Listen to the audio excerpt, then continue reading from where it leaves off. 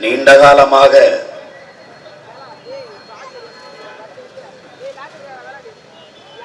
அழகுற செதுக்கி செதுக்கி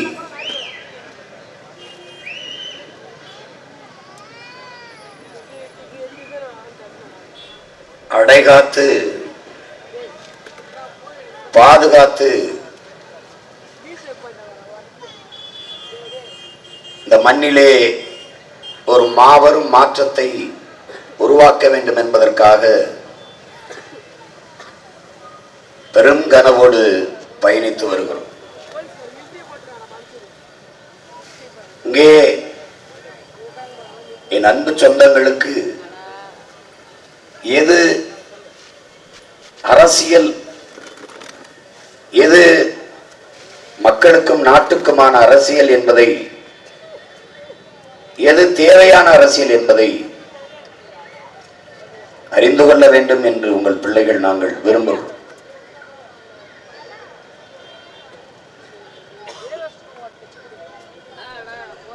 ஒரு நாடு தன்னுடைய மொழி, கலை, இலக்கியம், அதனுடைய பண்பாடு, வழிபாடு, தொன்று தொட்டு அதனுடைய வேளாண்மை, தொழில் வளர்ச்சி, பொருளாதார மேம்பாடு, காட்டு வளம், கனிம வளம், கடல் வளம், மலை வளம், நீர்வளம், மணல் வளம் எல்லாவற்றையும் பாதுகாப்பது, இதற்கெல்லாம் சேர்த்துதான் அரசியல். நாம முன்னெடுப்பது நாடு தமிழ்நாடு. இந்த நாட்டில் வாழ்கிற மக்களுக்கான இந்த அரசியலை முன்னெடுப்பது தமிழ் தேச அரசியல். உலகங்களும் இப்படித்தான் அந்தந்த மண்ணுக்கு மக்களுக்குமான அரசியல் கட்டமைக்கப்படுகிறது. ஆனால் நமக்கான அரசியல் அப்படி இல்லை. அவனுக்கு நம் மொழி இல்லை, நம்முடைய கலை இலக்கிய பண்பாடு இல்லை, நம்முடைய வரலாறு இல்லை, நம்முடைய இலக்கியம் பாதுகாக்கப்படவில்லை, போற்றப்படவில்லை, நம்முடைய காட்டு வளமோ, கனிம வளமோ, நீர்வளமோ, நிலவளமோ, கடல் வளமோ, மலை வளமோ காக்கப்படவில்லை. இப்ப இந்த வளங்கள் எல்லாம் இல்லாது நிலம் எப்படி இருக்கும்? அதில் மக்களின் நலம் எப்படி இருக்கும்? இந்த கேள்வியை அறிவு சமூகம் எழுப்பி பார்க்க வேண்டும். இங்கே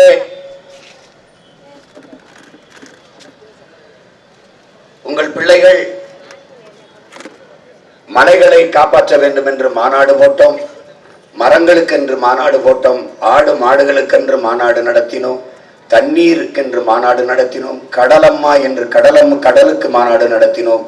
எல்லோரும் எள்ளி நகையாடினார்கள், ஏளனம் செய்தார்கள், சிரித்தார்கள். நாங்கள் அவர்களை பார்த்து பரிதாபப்பட்டு அழுதோம். அவ்வளவுதான், அவர்கள் அறியாமையில் இருக்கிறார்கள் என்று கடந்து போதும். இவர்கள் மரம் என்பதை வேறு மரம் என்று கருதுகிறார்கள். அது நம் உயிர் என்று அறியாத இவர்கள். மனிதர்கள் இல்லாமல் உலகில் மற்ற உயிரினங்கள் எல்லாம் வாழ்ந்துவிடும் என் உடன் பிறந்தார்களே. ஆனால் மற்ற உயிரினங்கள் இல்லாத மனிதர்கள் வாழ முடியாது. மரம் இல்லாமலோ, மலை இல்லாமலோ, கடல் இல்லாமலோ, ஆறு அருவி இல்லாமலோ, ஏரி குளங்கள் இல்லாமலோ மனிதர்கள் வாழ முடியாது. பறவைகள் இல்லாமலோ, விலங்குகள் இல்லாமலோ மனிதர்கள் வாழ முடியாது. இந்த அறிவியல் உயிரியல் உண்மையை என் அன்பு சொந்தங்கள் அறிந்து கொள்ள வேண்டும். இதை அறியாது நாம் அரசியல் செய்கிறோம், நாம் இதெல்லாம் செய்கிறோம் என்று பேசுவது ஒரு சுத்த அறியாமை, அது ஒரு பைத்தியக்காரத்தனம். இந்த உலகம் ஒரு ஐம்பெரும் ஆற்றல். இந்த பூமி உங்களுக்கு நிலம், நீர், தீ, வழி, விசும்பு, அதாவது காற்று, ஆகாயம், இதையெல்லாம் சேர்த்துத்தான் ஐந்தும் கலந்த மயக்கமே உலகம் என்று தொல்காப்பியம் பாடுது. இதை நாம் ஐம்பெரும் ஆற்றல் என்கிறோம், ஐம்பூதங்கள் என்கிறோம், பஞ்சபூதங்கள் என்கிறோம். இந்த ஐந்து ஆற்றல்கள் இல்லாத உலகில் எவ்வுயிரும் இல்லை என்கிற உயிரியல் உண்மையை என் அன்பு சொந்தங்கள் அறிந்து கொள்ள வேண்டும். எந்த உயிரும் இல்லை. ஆனால் இதை பற்றி கவலைப்படுகிறோமா? காற்று மாசுபட்டதை பற்றி கவலைப்படுகிறோமா? இல்லை. நீர் நஞ்சாகி போனதை பற்றி கவலைப்படுகிறோமா? இல்லை. நிலம் நாசமானதை பற்றி கவலைப்படுகிறோமா? இல்லை. எதை பற்றியுமே கவலைப்படாது நாம் வாழ்ந்து கொண்டிருக்கிறோம். அதான் பிரச்சனை. இங்கே நாம் வணங்குவதற்கு பலாயிரக்கணக்கான சாமிகள் உண்டு, ஆனால் வாழ்வதற்கு ஒரே ஒரு பூமி தான் உண்டு என்பதை அறிவு சமூகம் அறிந்து கொள்ள வேண்டும். நீங்க பார்க்கிறீர்கள், உங்க கண்ணு முன்னே நம் மலைகள், இயற்கையின் அரும்பெருங்கொடை, நம் அன்னை பூமி, அதனுடைய மார்பு இந்த மலை. அந்த மலையை கல்குவாரி என்றும் எம்சாண்ட் என்றும் அவர்கள் வெட்டி வெட்டி வித்து காசாக்குவது எவ்வளவு பெரிய கொடுமை என்பதை என் அன்பு சொந்தங்களின் அருமை பெற்றோர்கள், என்னிலும் என் இளைய தம்பி தங்கைகள் புரிந்து கொள்ள வேண்டும். மலை என்பது ஒரு கற்குவியல் அல்ல, கற்குவியல் அல்ல, நம் பூமி தாயின் மார்பு. அது அதை அறிவு சமூகம் அறிந்து கொள்ள வேண்டும். மலையில்லாத நிலம் பாலைவனமாகிவிடும் என்பதை படித்துக் கொண்டிருக்கிற படித்த என் தம்பி தங்கைகள் நீங்கள் அறிய வேண்டும்.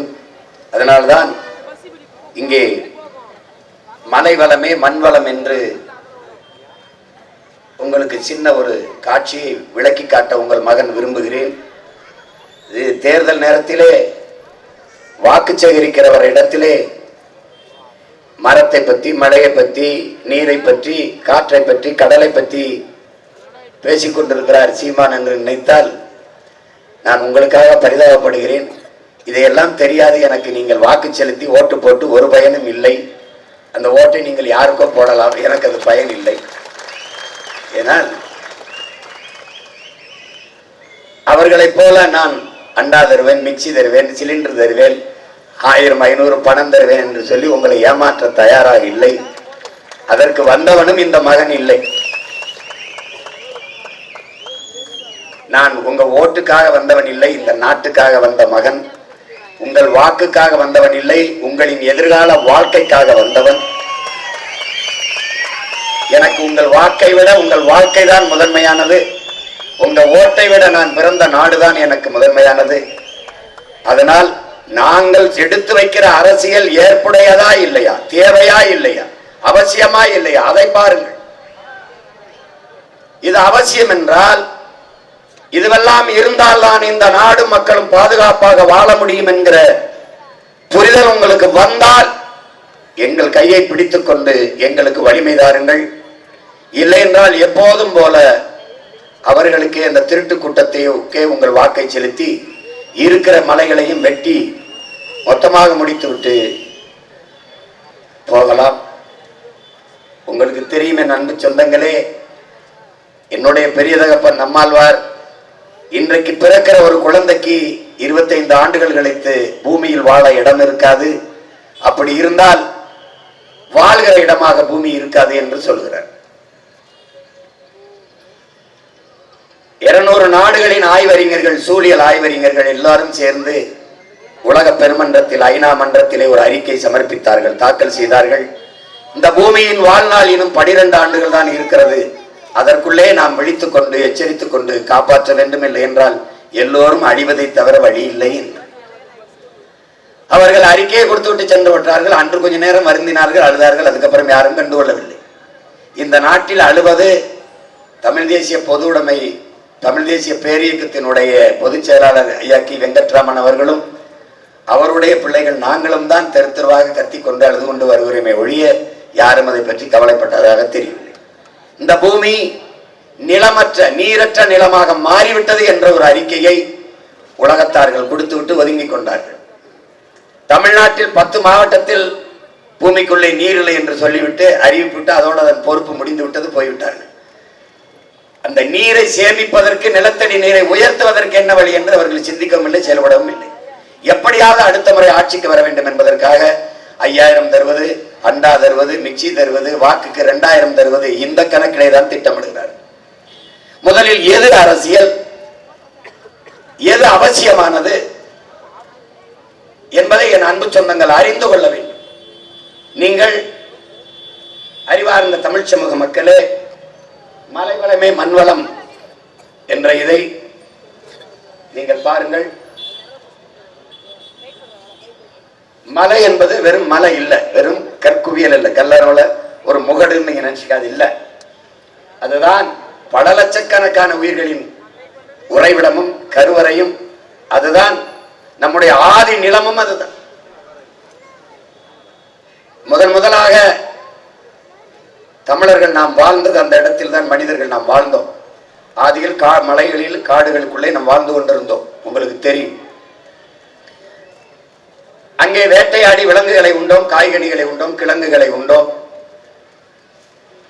அங்கே வாழும் போதே உழைப்பிலிருந்து மொழி தொடங்கியது என்று மாமேதை மாற்றி சொல்கிறான்.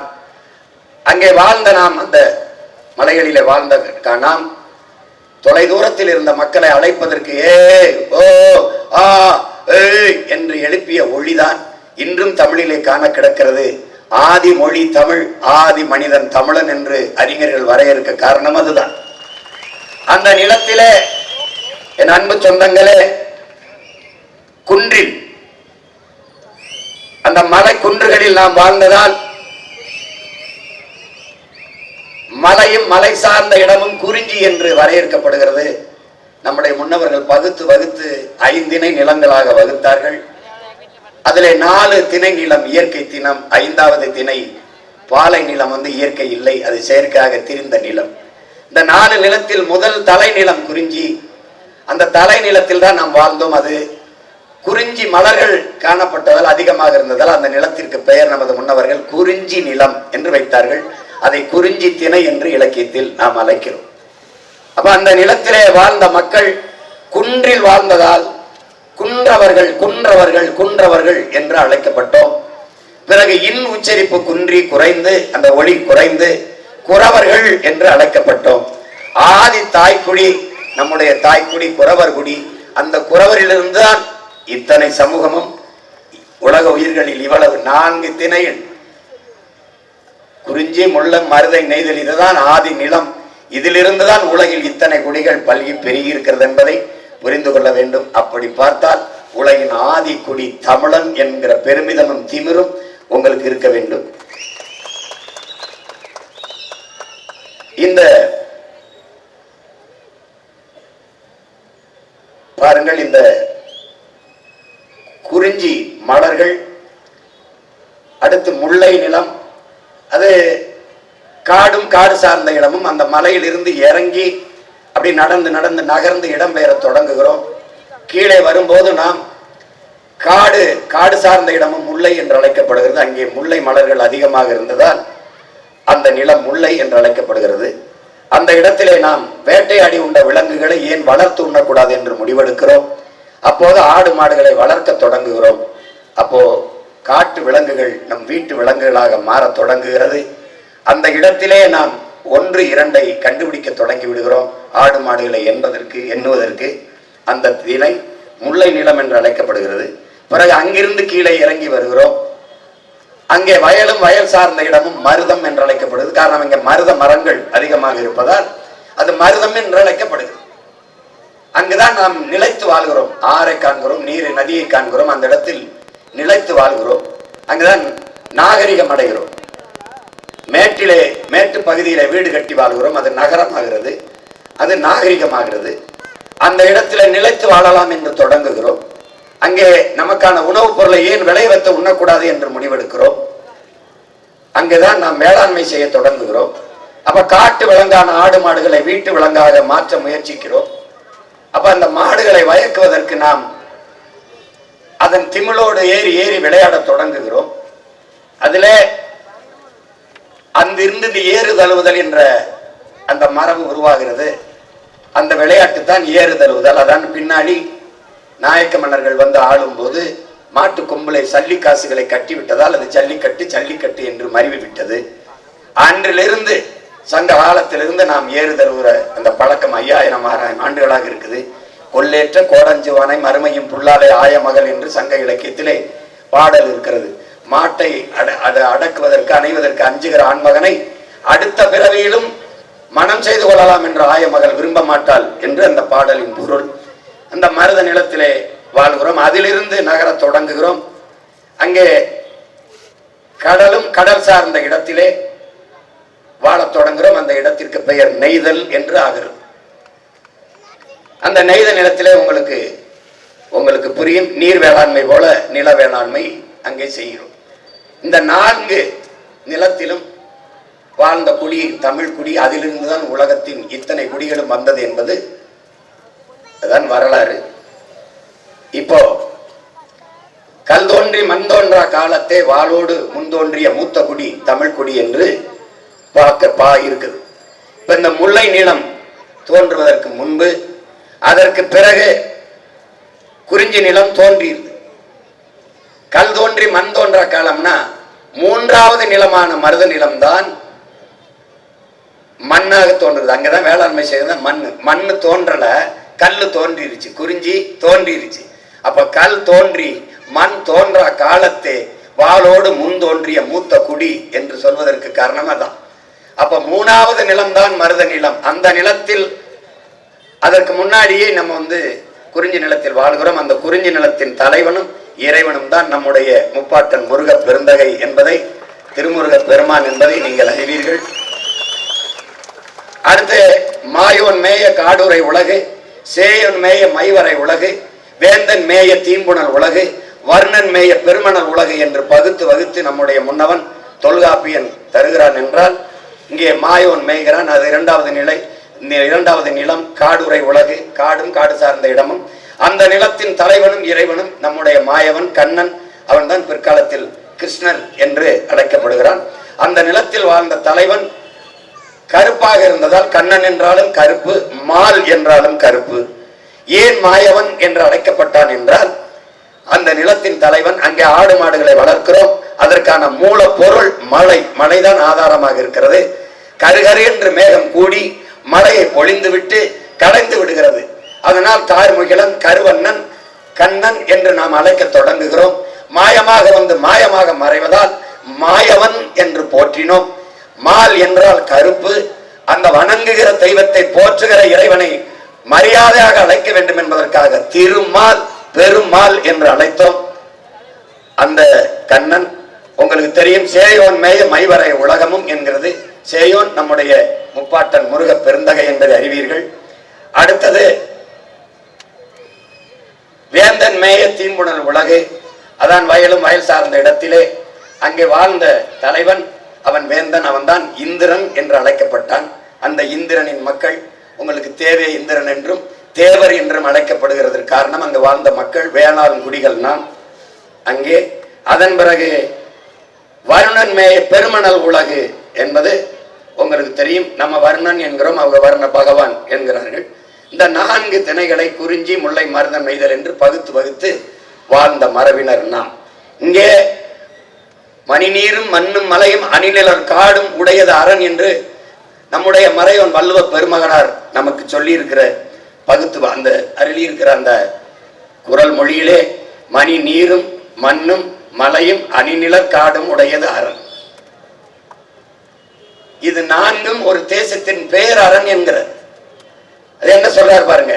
வற்றாத மணி போன்ற தெளிந்த நீர், பறந்து விரிந்த நிலப்பரப்பு, பறந்து விரிந்த நிலம், பிறகு உயர்ந்த பசுமையான மலைகள். இந்த மலைதான், இந்த மலைகள் குளிர்ந்த நிழலுடைய அடர்ந்த காடு. இது 4ம் ஒரு நாட்டின் பேரரண், அருங்கொடை அப்படிங்கிறது. இது 4 இல்லைன்னா நாடு இல்லை, நாடு இல்லாது சுடுகாடு. ஆனால் இந்த 4ம் உனக்கு இருக்குதா என்பதை அறிவு சமூகம், என்னரும் தம்பி தங்கைகள், எதிர்காலத்தில் இந்த நாட்டின் நம்பிக்கையா இருக்கிற என் உடன் பிறந்தார்கள் சிந்தித்து பாருங்கள். மணி நீர் இருக்கிறதா, மண் இருக்கிறதா, மலை இருக்கிறதா, காடு இருக்கிறதா என்பதை நீங்கள் யோசித்து பார்த்து அப்புறமா ஓட்டு போடுங்க. விவசாயிக்கு போடுறதா வேற எவனுக்காவது போடுறதாங்கிறத நீங்க முடிவெடுத்துக்கிறீங்க. இது 4ம் ஒரு நாட்டின் பாதுகாப்பும் இன்றியமையாத கோட்டையாக விளங்கும் என்று வள்ளுவ பெருமகனார் சொல்றார். இது இப்ப எதிர்காலம் பாரு. ஒரு நாட்டின் எதிர்காலம் என்பது என் அன்பு பெற்றோர்களே, என் அருமை தம்பி தங்கைகளே, அந்த நாட்டின் வகுப்பறையில் தீர்மானிக்கப்படுது என்கிறார். ஒரு நாட்டின் எதிர்காலம் என்பது அந்த நாட்டின் வகுப்பறையில் தீர்மானிக்கப்படுது. ஏன்னா ஒரு நாட்டின் செல்வத்திலே ஆகப்பெரிய செல்வம் அறிவு செல்வம் தான். ஆனால் அறிவை வறுக்கும் வகுப்பறை இன்று அறிவு கருவறையாக இருக்கிறதா, வியாபார அறையாக, வர்த்தக அறையாக இருக்கிறதா என்பதை என் அன்பு சொந்தங்கள் நீங்கள் சிந்தித்து பாருங்கள். இப்போ அந்த நாட்டின் எதிர்காலம் வகுப்பறையில் தீர்மானிக்கப்படுது. ஒரு நாட்டின் நலன் என்பது அந்த நாட்டின் ஒவ்வொரு வீட்டின் சமையல் அறையில் தீர்மானிக்கப்படுது. ஏனால் உணவுதான் மருந்து. உங்களுக்கு புரியுதுன்னு நினைக்கிறேன். உணவே மருந்து என்று நம்ம முன்னோர்கள் சொன்னது காரணம் தான். அந்த உணவு உண்கிற உணவு சரியாக இருந்தால் உடலில் நோய் இல்லை. அதனால ஒரு நாட்டின் நலன் என்பது அந்த நாட்டின் ஒவ்வொரு வீட்டின் சமையல் அறையில் தீர்மானிக்கப்படுகிறது, முடிவாகிறது என்கிறார். பிறகு ஒரு நாட்டின் வளம் என்பது வளம் என்பது அந்த நாட்டின் நிலத்தின் வளத்தை பொறுத்து அமைகிறதுங்கிறார். பாருங்க, அந்த நாட்டின் நிலத்தின் வளம் அதை பொறுத்துத்தான் அந்த நாட்டின் வளம் அமைகிறது. அந்த நாட்டின் நிலத்தின் வளம் எதை பொறுத்து அமைகிறது? அந்த நாடு பெற்றிருக்கிற நீரின் வளத்தை பொறுத்து அமைகிறது. நீர் வளம் எவ்வளவோ அது பொறுத்துத்தான் நிலத்தின் வளம் அமைகிறது. பாருங்க, நிலத்தின் வளம், அந்த நாடு பெறுகிற நீரின் வளம் என்பது என் அன்பு சொந்தங்களே, அந்த நாடு பெறுகிற மழைகளின் வளத்தை பொறுத்து அமைகிறது. மழை எவ்வளவு பொழிவை பெறுகிறதோ அதை பொறுத்தான் அந்த நாட்டின் நீர் வளம். நீர் எவ்வளவு பெறுகிறதோ அதை பொறுத்தான் அந்த நாட்டின் நிலத்தின் வளம். ஒன்றை ஒன்று சார்ந்து அந்த நாடு பெறுகிற மழையின் வளம் என்பது அந்த நாடு பெற்றிருக்கிற மலைகளின் வளத்தை பொறுத்து அமைகிறது. இப்ப பாருங்க, மழை இல்லை என்றால் அந்த நாட்டில் எதுவுமே இல்லை. இப்ப மலை வளம் தான் மண் வளம். அதனால மலை எவ்வளவு முதன்மையானது என்பதை அறிவு சமூகம் அறிந்து கொள்ள வேண்டும்.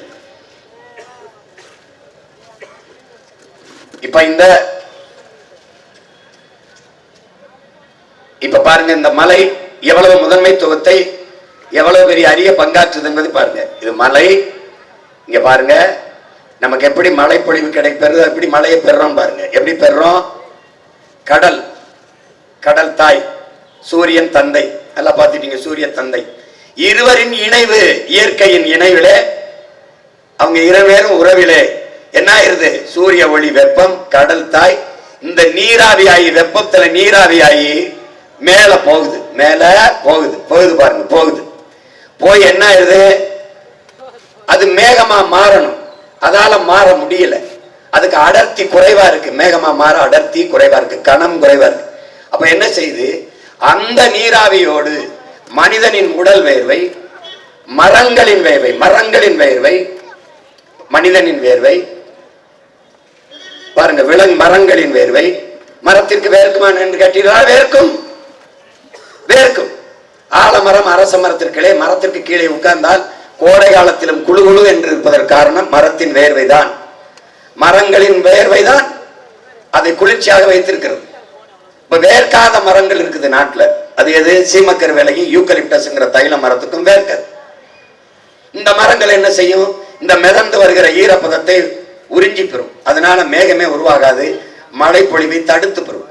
அதனாலதான் இந்த சீமக்கர் வேலை, யூக்கலிப்டஸ் இருக்கிற நிலங்கள் வறண்டு இருக்க காரணம் அதுதான். இப்ப மரங்களின் வேர்வை, விலங்குகளின் வேர்வை, இவையெல்லாம் நீராவியாவி மேல போகுது. ஆனாலும் அது முழு வடிவம் மேகமா பெற முடியல, மேகமாக ஆக முடியல. அப்ப என்ன செய்யுது? காற்றில் இருக்கிற தூசி, இந்த சுத்துது பாருங்க தூசி, மேலே மிதந்து கொண்டிருக்கிற கரி, இது எல்லாம் சேர்ந்து ஒரு மேகமாக வடிவம் எடுக்குது. வடிவம் எடுத்து மேகமான பிறகு காற்று அதை தள்ளி கொண்டு போகுது. காற்று, அதை நம்ம என்ன சொல்றோம்? பருவக்காற்று, தென்மேற்கு பருவக்காற்று, வடமேற்கு பருவக்காற்று என்று சொல்றோம்ல.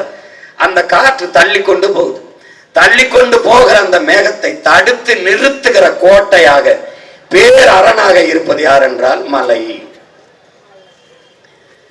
இந்த மலைதான் தடுத்து நிறுத்தி, மேகத்தை தடுத்து நிறுத்தி பூமிக்கு மழையாக கொண்டு வருது. அந்த ஆற்றல் அந்த மலைகளுக்குத்தான் இருக்கிறது. மலை மேலே அடர்ந்து இருக்கிற காடுகள் தான் மேகத்தை அறுவடை செய்து பூமிக்கு மழையாக கொண்டு வருகிறது. நல்லா கவனிச்சுக்கணும். மேகத்தை கொண்டு வருது. 3000 அடிக்கு மேலே இருக்கிற மலை, அதற்கு மேலே 200-300 அடிக்கு மேலே உயர்ந்து இருக்கிற மரங்கள், காடுகள். இந்த காடுகள் அது என்ன செய்யுது? குழு இந்த காடுகள் எதுவுமே, இந்த பாருங்க, இந்த காடுகள், இதில் நல்லா கவனிச்சுக்கணும். இந்த காடுகள் எதையுமே நம்ம நடல. மனிதர்கள் நம்ம பாட்டணும், பூட்டணும், தாத்தனும், அப்பனும் எவனும் நடல. நட்டது யாரு? இந்த பறவைகள். நல்லா கவனிச்சுக்கணும். பறவை செத்தா எனக்கு என்னன்னா நாம செத்து போயிடுவோம். அதை உரம் போட்டு வளர்த்தது, பாதுகாத்தது யாரு? இந்த யானை, இந்த புலி, இந்த மான், இந்த காட்டெருமை, இந்த சிங்கம், இந்த காடுகள் இருக்க விலங்குகள். ஒரு முறை யானை உணவு சாப்பிட்டு போட்டா ஆயிரக்கணக்கான விதைகளை அந்த கழிவில் அந்த சாணத்திலே தூவுது. அப்ப காடை பரப்பி வளர்க்கிற தூதுவர்களாக இந்த விலங்குகள் பறவைகள் இருக்கிறார்கள். அப்ப மரங்களில் இருக்கிற அடர்ந்த காடுகளை உருவாக்கியவர்கள் பறவைகள், விதை பரப்பும் தூதுவர்களாக பறவைகள் இருக்கிறார்கள். நன்கு கவனிச்சுக்கணும். அந்த பறவை எல்லாம் ஏன் சாகக்கூடாதுன்னு நம்ம பேசுறோம்னு உங்களுக்கு புரியுது. இப்ப என்ன செய்து அந்த அடர்ந்த மரங்கள் அங்க போய் அந்த மேகம் குழு குழுன்னு இருக்கிற அந்த மேகத்தை இந்த மரங்கள் என்ன செய்து பூமிக்கு இழுத்துட்டு வந்து மழையா பொழிஞ்சிடும். அப்ப அங்க குளிர்ச்சி இல்லைன்னா என்ன செய்யும்? மேகம் திருப்பி வந்து எங்க கடல்லையே திருப்பி குளிர்ச்சியா இருக்கும் கடல் எப்பவும் அங்க கொட்டிட்டு போயிடும். உங்களுக்கு விளங்குது? இப்ப அதனால பாருங்க, இப்ப உதாரணத்துக்கு பாருங்க,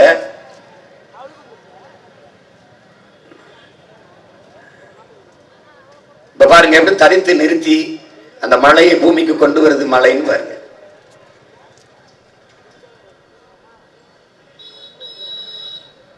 இந்த மரங்கள் தான் அதை பூமிக்கு கொண்டுகிட்டு வருது, மழையை பூமிக்கு கொண்டுகிட்டு வருது. எப்படி கொண்டுட்டு வருது பாருங்க, எப்படி பெய்யுது பாருங்க. இப்ப இதுல என்னன்னா, இப்ப என் ஊரு ராமேஸ்வரத்துல கடல் இருக்கு. ஆனா நாங்க வறண்ட பூமியா இருக்கோம். ராமேஸ்வரம், சிவகங்கை, நாங்க ராமநாதபுரம்லாம் வறண்டு இருக்கோம். எங்களுக்கு கடல் இருக்கு. மதுரை, தேனி, கம்பம், கும்மிடியில கடல் இல்லை. ஆனா எங்களை விட அந்த மண் செழிப்பா இருக்கு. அது காரணம் என்ன? அது காரணம் என்ன? அங்க மலை இருக்கு, மேற்கு தொடர்ச்சி மலை அங்க இருக்கு. அது என்ன செய்யுது? எங்க ஊர்ல நீராவியாகி மிதந்து வர்ற மேகத்தை அங்க தடுத்து நிறுத்தி அங்க மழையை பெஞ்சிருது. எங்களுக்கு மழை இல்லை. ஏன் மழை இல்லை? அதனால மழை இல்லை. இப்ப நானே சான்று, நானே வாழ்கிற சாட்சியாக நானே இருக்கேன், அந்த நிலத்தின் மகனே இருக்கேன். அப்ப மலைங்கிறது எவ்வளவு முக்கியம்னு பாருங்க. இப்ப என்ன செய்யுது? அந்த மலை மேல இருந்து மலையை பூமிக்கு கொண்டு வந்து அந்த மேகம் அறுவடை செஞ்சு அந்த மரம் தன்னுடைய உணவு தேவைக்கு மரங்களின் கிளைகள்ல, மரப்பட்டைகள்ல, வேர்கள்ல சேமிக்குது. ரொம்ப நாள் அந்த இலையையும் மலர் பூவையும் வேர்ல தூவி தூவி பார்த்து பாருங்க எப்படின்னு வேர்ல கொட்டு. அந்த இலையும் தலையும் மண்ணோட மண்ணாக மக்கி மக்கி மக்கி மக்கி ஒரு மண் வடிவம் எடுக்குது. அந்த வடிவம் எடுக்கிற மண் வடிவம் எடுக்கிறதுக்கு பாருங்க எப்படி மக்கி போய் இந்த மண் வடிவம் எடுக்க 1000 ஆண்டுகள் எடுத்துக்கிறது. எவ்வளவு ஆண்டுகள்? அந்த மரத்துக்கு கீழே இருக்க வேர்ல மண் இருக்குது, அது 1000 ஆண்டுகள் எடுத்துக்கிட்டு மண்ணா மாறுது. இந்த மண் அந்த மழை நீர் அந்த உடல்ல மரத்திலிருந்து வழியிற நீரை இறுக பிடிச்சு வச்சுக்கிறது. இறுக தன்னுடைய உணவு தேவைக்கு வேர்ல தேக்கி வச்சுக்கிறது. இலையில, கிளையில, வேர்ல எல்லாவற்றிலையும் இந்த நீரை தேக்கி வச்சுக்கிறது. இங்க பாருங்க, இந்த வேர்ல தேக்கி அப்படியே வச்சுக்கிறது. பிறகு என்ன செய்து? தன்னுடைய உணவு தேவைக்கு போக மீதியை உருட்டி விடுது. ஒரே நேரத்தில் கீழே உருண்டு போக விடாம கொஞ்சம் கொஞ்சமா உருட்டி விடுது. கீழே உருண்டு வரும்போது அடுத்த அடுக்குல சோலைக்காடுகள் என்று இருக்கு. இது எப்படி சேமிக்குது? ஒரு விவசாயி வேளாண்மை செய்து தன் உணவு தேவைக்கு வைத்துக் கொண்டு மீதியை மற்றவர்களுக்கு விற்கிறார்ல, கொடுக்கிறார்ல, மற்றவர்கள் உணவு தேவைக்கு. அதுபோல இதை வேர்ல இந்த நீரை உருட்டி விடுது. அங்கிருந்து ஓடி வருவதை சோலைக்காடுகள் என்று புற்கள் இருக்கு. இந்த புற்கள் இருக்கு, சோலைக்காடுகள். இந்த காடு தான் சோலைக்காடு. இது என்ன செய்து? தன்னுடைய உணவு தேவைக்கு வேர்ல நீரை தேக்குது. அப்ப அது தன் உணவுக்கு போக மீதியை உருட்டி விடுது. அங்க வரும்போது பறந்து விரிந்த புல்வெளி இருக்குது. அதை கிராஸ் லேண்டுங்கிற புல்வெளி இருக்குது. புல்வெளி அந்த இடத்துல இந்த வருங்க. இது எப்படி வருதுன்னா, ஒரு புல்லு மழை நீரை இது உண்ணுது, மழையை இது உணவா உண்ணுது. இதை இங்க பாருங்க, இப்ப ஓடி வருது. அந்த இடத்துல இந்த ஒரு புலி செத்து போச்சுன்னா 20,000 பேருக்கான நீர் குறைஞ்சு போகுதுங்கிறான். 20,000 பேருக்கான குடிநீர் தேவை, குடிநீர் கிடைக்காம போயிருதுங்கிறான். புலிக்கும் இந்த நீர் கிட்ட சம்பந்தம் எப்படின்னா, இங்க உயிர் சூழலுங்கிறது எப்படி இருக்குன்னா, இங்க பாருங்க, உயிர் பன்மையம்ங்கிறது எப்படி இருக்குன்னா, இந்த மழை நீரை இந்த புல்லு உறிஞ்சுது, உணவாகுது. அந்த புல்லை ஆடு, மாடு, வரையாடு, காட்டெருமை, மான் இதெல்லாம் சாப்பிடுது. இதை என்ன செய்து? தன்னுடைய உணவு தேவைக்கு புலி போன்ற விலங்குகள், சிங்கம் போன்ற விலங்குகள் வேட்டையாடி உண்ணுது. பாருங்க,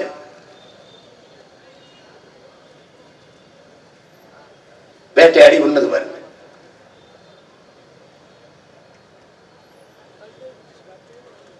இது என்ன ஆயிருதுன்னா ஒன்றை சார்ந்து ஒன்று. இதைத்தான் உயிரியல் தொடர்ச்சி சுழற்சி என்கிறோம். இந்த உணவு சங்கிலி என்கிறோம். இதுல ஒண்ணு அருந்துட்டாவே உலகம் நிலை குலைஞ்சு போயிடும்.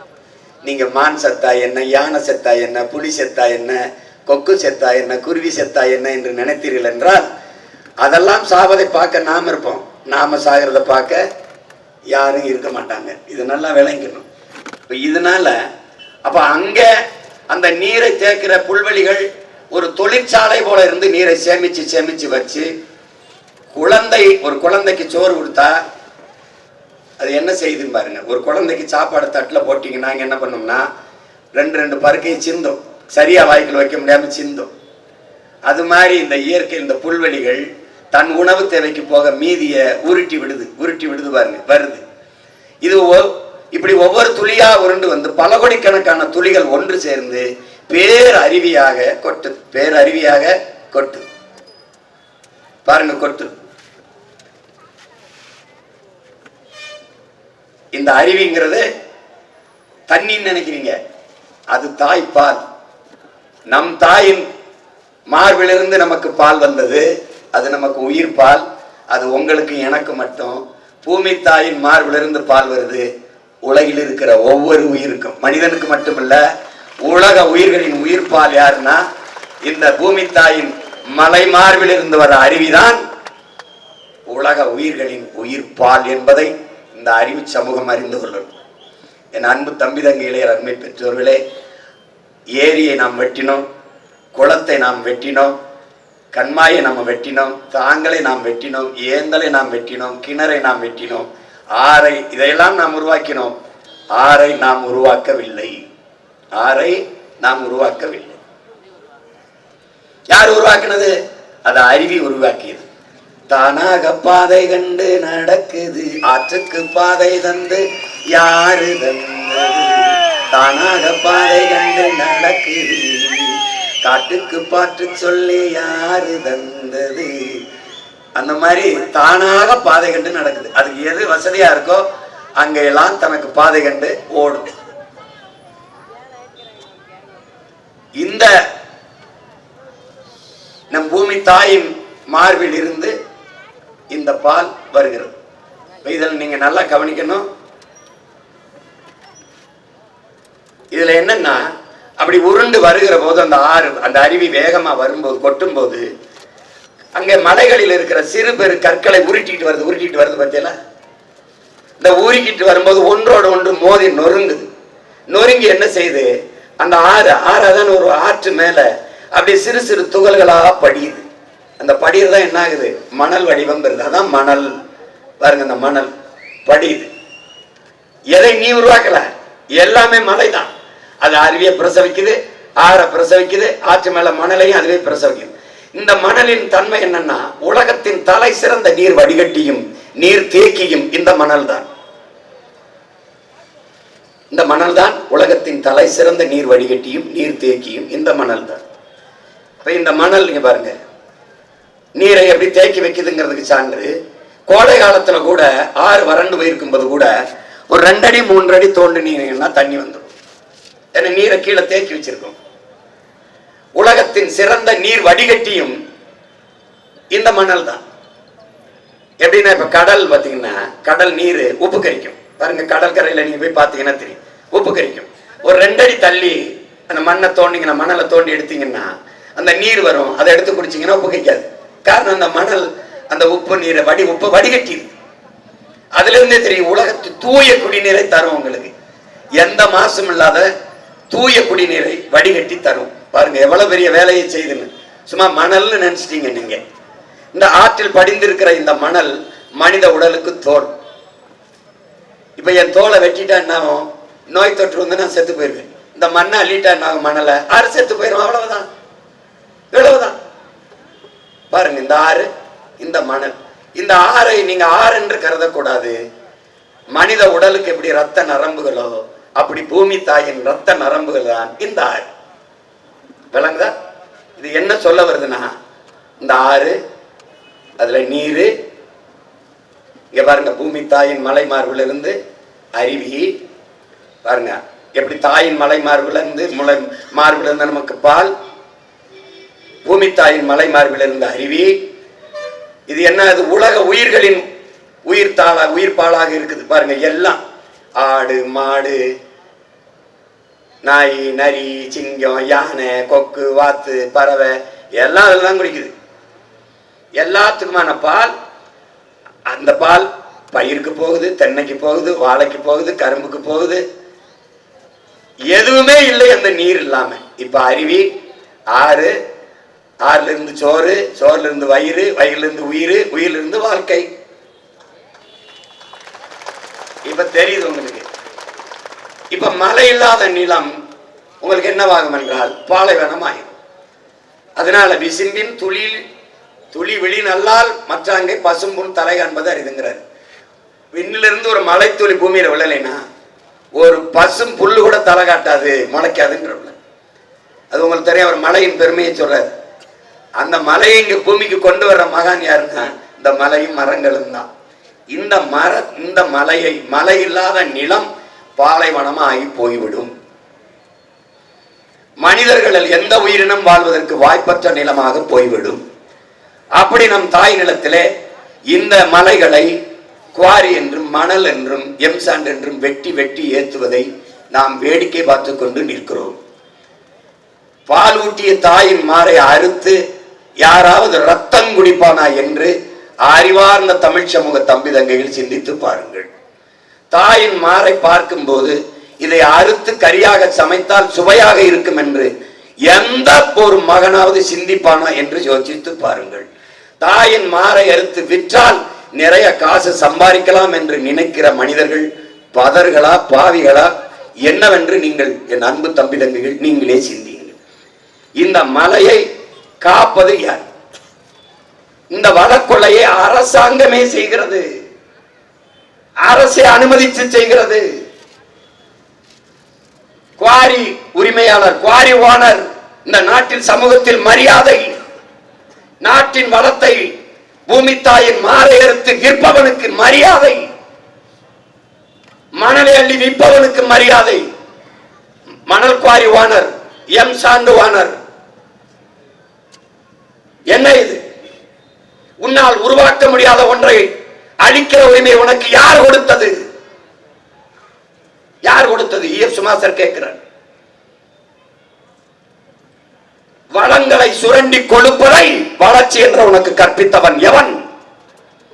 நீ இந்த மலைகளை, இந்த வளங்களை அழிப்பதன் மூலம் உனக்கு மட்டுமல்ல பல ஆயிரம் ஆண்டுகள் தலைமுறைகள் தாண்டி, பல ஆயிரம் ஆண்டுகள் தாண்டி உன் தலைமுறைக்கு பெரிய துரோகத்தை செய்து வைக்கிறாய் என்று சொல்கிறார்.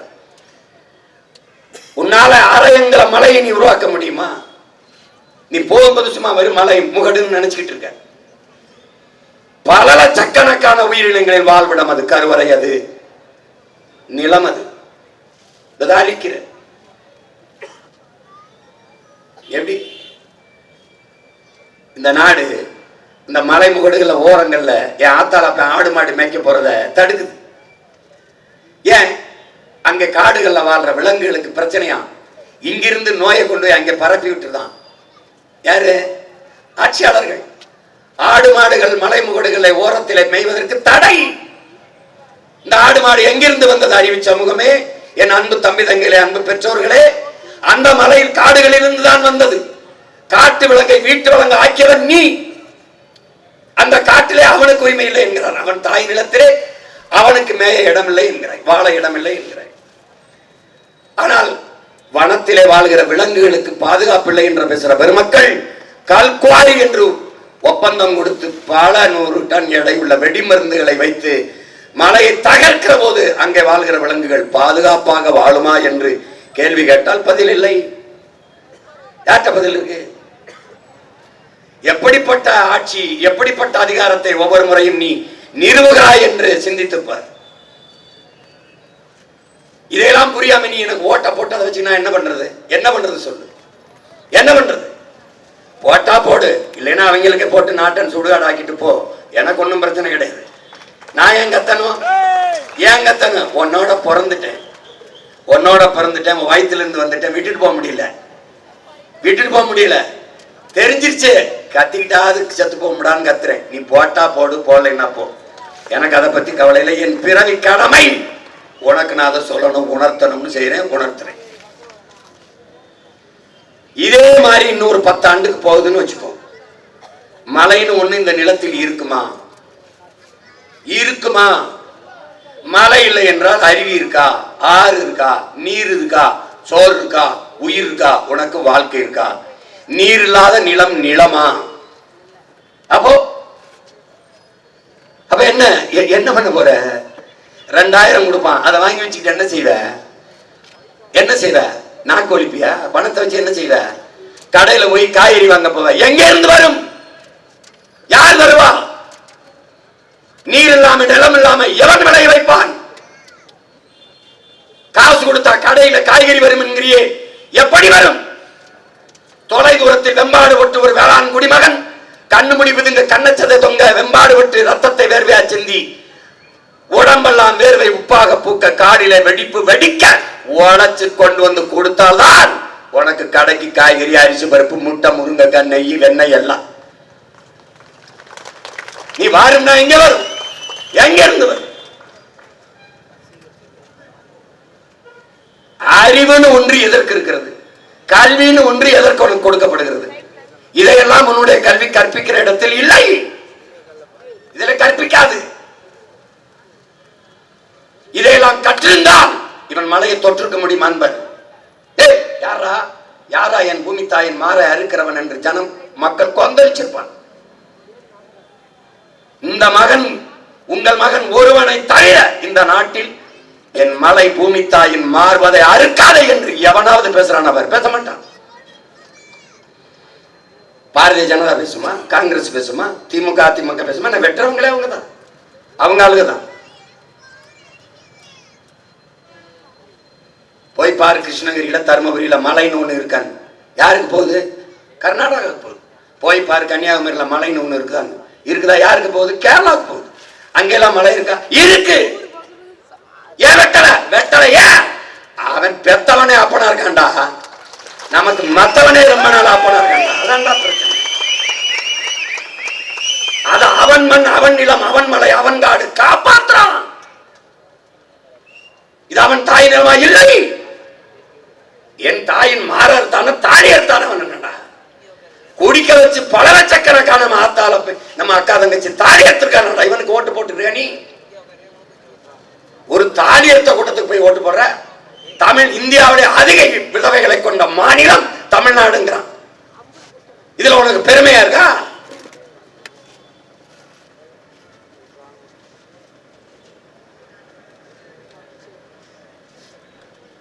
பதினைந்து ஆண்டுகளா போராடுறேன் உங்க மகன். 10 ஆண்டுகளாக தேர்தல் அரசியல் நின்றுட்டேன்.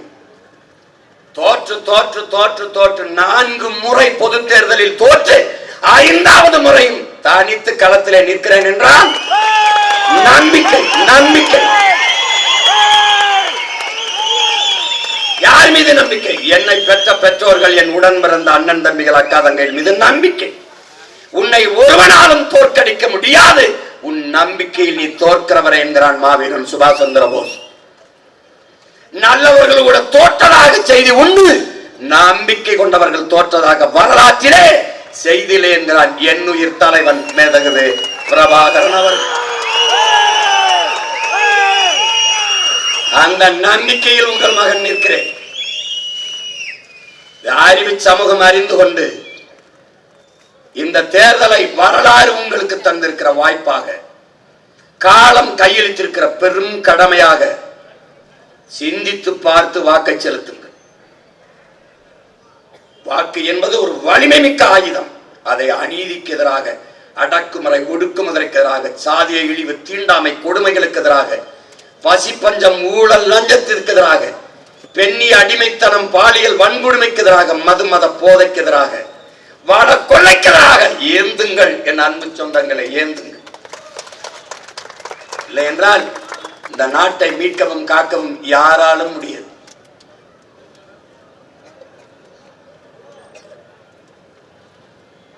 எது அரசியல் என்று முதல்ல புரியும். மலையை வெட்டிடுவான், காட்டை வெட்டிடுவான், நீரை உறிஞ்சி வித்திருவான், காற்று நஞ்சாய் போயிடும். சுவாசிக்க காற்று இருக்கிற இந்தியாவின் தலைநகரில் டெல்லி தான் அதிக காற்று மாசுபட்ட நகரம். தான் அதுக்கு அடுத்து தமிழ்நாடு, சென்னை அந்த காற்று மாசை கட்டுப்படுத்துறதுக்கு என்ன இருக்குது? மரங்கள் வளர்ப்பதுதான். கிளீன் இந்தியா கொண்டு வந்த நம் நாடு ஒரு கிரீன் இந்தியா திட்டத்தை கொண்டு வரவில்லை. ஏன் வரல? மரம் வளர்ப்போம் மழை வருவோம் எழுதி வச்சா போதுமா? எப்படி வளர்ப்ப? யாரு வளர்க்கிறது? உங்கள் பிள்ளைகள் 10 ஆண்டில் 10 ஆண்டு பசுமை திட்டம், பல கோடி பனை திட்டம் என்று கொண்டு வந்து 10 ஆண்டுகளில் என் தமிழ் நாட்டை, என் பூமி தாயை பச்சை போர்வையால் போர்த்தலைன்னா நீ பார்த்துக்கிட்டு பச்சை போர்வையால் போர்த்தி. என் அன்பு சொந்தங்கள், என் அருமை உடன் பிறந்தார்கள், இதை புரிந்து கொண்டு இந்த தேர்தலிலே வாக்கு செலுத்த வேண்டும். எங்கள் திருநாட்டில் எங்கள் நல்ல ஆட்சியே என்ற முழக்கத்தை முன்வைத்து உங்கள் பிள்ளைகள் வருவது நம்முடைய தாத்தா புரட்சி பாவலன் பாவேந்தன் பாரதிதாசன் சொன்ன அந்த பாக்களை முன்னெடுத்து வருகிறோம். காரணம், எங்கள் நாட்டில் எங்கள் நல்லாட்சி என்றவன் சொல்லியிருக்கலாம். ஆனால் எங்கள் திருநாட்டில் எங்கள் நல்லாட்சி, எங்கள் ஆட்சியே என்று சொல்லல, நல்லாட்சிங்கிறான். நல்லாட்சி என்பது தமிழர் அறம் சார்ந்த ஆட்சி, எல்லா உயிர்களுக்குமான ஆட்சி, வெறும் மனிதர்களுக்கு மட்டுமல்ல. இங்கே இந்துக்களுக்கு பாதுகாப்பு, இஸ்லாமியருக்கு பாதுகாப்பு, கிறிஸ்தவருக்கு அதெல்லாம் கிடையாது. சிறுபான்மை மக்களுக்கு பாதுகாப்பு ஏமாத்துவான் அயோக்கிய. அப்படின்னா இஸ்லாம் கிறிஸ்தவ முஸ்லீம் மக்களுக்கு, இஸ்லாம் மக்களுக்கு வீட்டுக்கு 2 போலீஸ் போடுவானா? என்ன பாதுகாப்புக்கிற? யார் சிறுபான்மை? என்னது இது? வேடிக்கையா இருக்கு. ஒட்டுமொத்த நாட்டுக்கு பாதுகாப்பு தான். இங்க எல்லாருக்கும் பாதுகாப்பு. அந்த பாதுகாப்பு எங்கே? எல்லா சாதிக்கும் கட்சி இருக்கு, எல்லா சாதிக்கும் தலைவன் இருக்கான், எல்லா மதத்துக்கும் தலைவன் இருக்கான், திராவிடத்துக்கு தலைவன் இருக்கான். ஆனா நீ பிறந்த மொழிக்கும் தமிழுக்கும் தமிழருக்கும் இனத்துக்கும் ஒரு நாட்டுக்கு தலைவன் ஒருத்தர் இருக்கானா? எல்லாருக்கும் ஒரு தலைவன் இருக்கானா? காடு மலை ஆறு அருவி மரம் செடி கொடி பூச்சி வண்டுக்கு எவன் இருக்கான்? தமிழன் தான் இருக்க முடியும். ஏன்? பிறப்பு ஒக்கும் எல்லா உயிருக்கும் என்பது பாடியது உலகத்தில் தமிழன் வேதம் தான். காக்கை குருவி எங்கள் சாதி என்று பாடியவன் தமிழ் பாட்டன் தான். அறிவு சமூகம் அறிந்து கொண்டு ஆழ்ந்து தெளிந்து இந்த தேர்தலிலே வாக்கை செலுத்த வேண்டும் என்பது உங்கள் பிள்ளைகளின் வேண்டுகோள். சரியானதைத்தான் நீங்கள் தேர்வு செய்வீர்கள். இந்த முறை சரியானதை தேர்வு செய்யுங்கள்.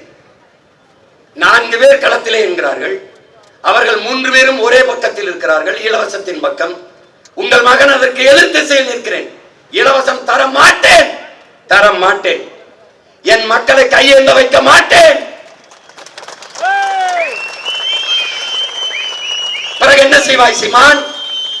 ஆக சிறந்த கல்வியை கொடுப்பேன், சிறந்த மருத்துவத்தை தரமாக இலவசமாக கொடுப்பேன், தூய குடிநீரை கொடுப்பேன், கல்வி கொடுப்பேன், கல்விக்கேற்ற வேலை, வேலைக்கேற்ற சம்பளம், அதை கொண்டு வாழ்கிற பெருமை மிக்க வாழ்வை கொடுப்பேன், தன்மானத்தோடு தலை நிமிர்ந்து வாழ்கிற ஒரு தற்சார்பு வாழ்க்கையை கொடுப்பேன். சிலிண்டர் வேணுமா அவனை வாங்கிடுவான், அரிசி பருப்பு வேணுமா அவனை வாங்கிடுவான், பண்டிகையை அவனே கொண்டாடிக்கிடுவான். எப்படி? வேலை கொடுப்பேன், அதுக்கேற்ப வருவாயை கொடுப்பேன், அதை வச்சு வாழ்கிற பெருமை மிக்க தற்சார்பு வாழ்க்கை, தன்னை தானே சார்ந்து வாழ்கிற வாழ்க்கை. 2000 வச்சு நீ என்ன பண்ணிடுவ? என்ன பண்ணிடுவேன் சொல்லு, என்ன பண்ணுவ? இலவசமா பேருந்து கட்டணம், இலவச பஸ் இருக்கு, இலவசமா பஸ் பள்ளிக்கூட பிள்ளைகளுக்கு. பள்ளிக்கூடத்துல காசு எவ்வளவு? 5 லட்சம் கட்டி தான் சீட்டு வாங்க முடியும், 2 லட்சம் கட்டணும். கல்வியை நீ இலவசமா தரமா கொடு, பஸ்ஸுக்கு டிக்கெட் காசு கொடுத்து எடுத்துக்கிறேன், அதான மாறுதல். ஏண்டா சத்துணவு ஆயா வேலைக்கு 3 லட்சம் வாங்கிட்டு வேலைக்கு கொடுக்குறாங்க. சத்துணவு ஆயாவுக்குப்பா, சத்துணவு ஆக்கி போடுற அம்மாவுக்கு 3 லட்சம் வாங்கிட்டு வேலை கொடுக்குறான்னா அந்த அம்மா எப்படி சத்துணவு போடும்? அந்த 3 லட்சத்தை எங்கிருந்து எடுக்கும்? என்னடா இவங்க ஆட்சி, என்னாச்சு? அந்த ஆயாவுக்கு என்ன வருமானம் இருக்கு? 3 லட்சம் வாங்கிட்டு வேலை கொடுத்த அந்த பாரு. பஸ் இலவசம், பஸ் ஓட்டுறாருல டிரைவர் கண்டக்டர், அவருக்கு வேலை கொடுக்க 10 லட்சம். டேய், இந்த கொடுமைக்கு ஒரு முற்று வைங்க நண்பு மக்களே, என் அருமை சொந்தங்களே. இந்த தேர்தலையும் மறுபடியும் மாறி மாறி ஓட்ட போட்டு எங்களை ரோட்ல போட்டுறாதீங்க. நல்லா இருப்பிய, நல்லா இருப்பிய. எத்தனை வருஷமா இந்த மாதிரி கத்திரி கிடக்கிறது நாங்கெல்லாம். அறிவு சமூகம் ஆழ்ந்து சென்று சிந்திக்கணும். இல்ல உங்களுக்கு புரியுது? சொந்தங்களே, மதிப்புமிக்க உங்கள் வாக்கை விவசாய சின்னத்திற்கு செலுத்துங்கள். விவசாய சின்னத்திற்கு வாக்களிப்போம். வருங்கால தலைமுறைக்கு வாழ்வளிப்போம். போட்டு பாருங்க ஓட்ட, அப்புறம் பாருங்க நம்ம நாட்டை. இந்த தேர்தலில் இங்கே உங்களுடைய பிள்ளைகள் போட்டியிடுகிறோம். இவர்கள் வேட்பாளர்கள் என்று கருதாது தமிழ் தேசியத்தின் உரிமைக்காக, அதன் மீட்சிக்காக, அதன் எழுச்சிக்காக, இருக்கிற உரிமையை காக்க, இழந்த உரிமையை மீட்க அரசியல் புரட்சி படையிலே தங்களை இணைத்துக் கொண்டிருக்கிற முன்கள போராளிகளான என் அன்பு பிள்ளைகள், திருப்பத்தூர் தொகுதியிலே போட்டியிடுகிற ஓய்வு பெற்ற ராணுவ வீரர் என் அன்பு தம்பி வீர ஆறுமுகம் அவர்களுக்கு விவசாய சின்னத்திலே வாக்கு செலுத்தி வெற்றி பெற செய்யுங்கள். ஜோலார்பேட்டையிலே போட்டியிடுகிற என் அன்பு தங்கை பொறியாளர் சசிரேகா அவர்களுக்கு வாக்கு செலுத்தி விவசாய சின்னத்திலே வெற்றி பெற செய்யுங்கள். பிறகு ஆம்பூரிலே போட்டியிடுகிற என் அன்பு தங்கை அப்சியா நஸ்ரீன் அவர்களுக்கு, பேராசிரியர் அப்சியா நஸ்ரீன் அவர்களுக்கு விவசாய சின்னத்திலே வாக்கு செலுத்தி வெற்றி பெற செய்யுங்கள். வாணியம்பாடியில் போட்டியிடுகிற என் ஆறுயிர் இளவல் அன்பு தம்பி பொறியாளர் முருகேசன் அவர்களுக்கு விவசாய சின்னத்திலே வாக்கு செலுத்தி வெற்றி பெற செய்யுங்கள். எங்களின் வெற்றி உங்களின் வெற்றி. இது ஒரு கட்சியின் வெற்றி அல்ல, கட்சியின் வெற்றி அல்ல, மதிப்புமிக்க பெருமை மிக்க நம் இனத்தின் வெற்றி என்பதை என் அன்பு சொந்தங்கள் புரிந்து கொண்டு, எளிய பிள்ளைகள், உங்கள் பிள்ளைகள், எங்களுக்கு வாக்கு செலுத்தி வலிமைப்படுத்துங்கள். நீங்கள் மற்ற கட்சிகளுக்கு செலுத்தி வெல்ல வைப்பது சாதாரண நிகழ்வு. எங்களுக்கு வாக்கு செலுத்தி வெல்ல வைப்பது சரித்திரத்தில் மாபெரும் புரட்சி என்பதை, வரலாற்றில் மாபெரும் மாற்றம் என்பதை புரிந்து கொண்டு, இந்த நாடு மக்களும் பாதுகாப்பாக வாழ்வதற்கு இருக்கிற கடைசி வாய்ப்பு விவசாய சின்னத்திற்கு வாக்கு செலுத்தி எங்களை வெற்றி பெற செய்வதுதான். எல்லோரும் எடுத்து வைக்கிற அரசியலை கூர்ந்து ஆழ்ந்து கவனியுங்கள். எது நாட்டுக்கு தேவை, யாரிடத்தில் நாடு மக்களும் இருந்தால் பத்திரமாக பாதுகாப்பாக வாழ்வார்கள் என்பதை கவனத்தில் கொண்டு வாக்கை செலுத்துங்கள். புரட்சி எப்போதும் வெல்லும். உங்கள் பிள்ளைகள் எங்களின் வெற்றி அதை சொல்லும். எங்கள் இலக்கு ஒன்றுதான், இனத்தின் விடுதலை. இனம் ஒன்றாவோம், இலக்கை வென்றாவோம். தமிழ் தாய் வாழ்க, தலைவர் பிரபாகரன் வாழ்க, நாம் தமிழர்.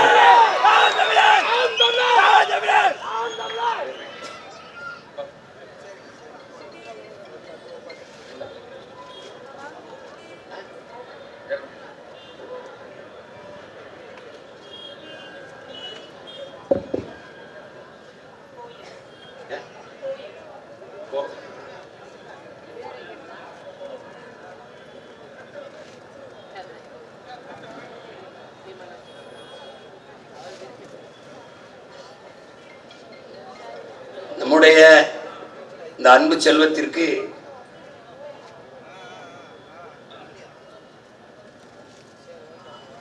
வாழை நிலத்தின் தெய்வமாக இருக்கிற திருமுருக பெருமானின் தாயாக இருக்கிற கொற்றவை என்கிற பெயரை வைக்கிறேன். நீங்க பேர் வைக்கிறதுல ஒரு எழுத்து கோல வை, ஈல வை, ஊல வை, ஒரு பேர் தாண்டா வைக்கணும், நல்ல பேர். எங்க கூடமே இருக்கு பாருங்க. கோதை என்று வைக்கிறேன், கோதை மலர் என்று வைக்கிறேன், கோதை என்று வைக்கிறேன். நல்லது, நன்றி.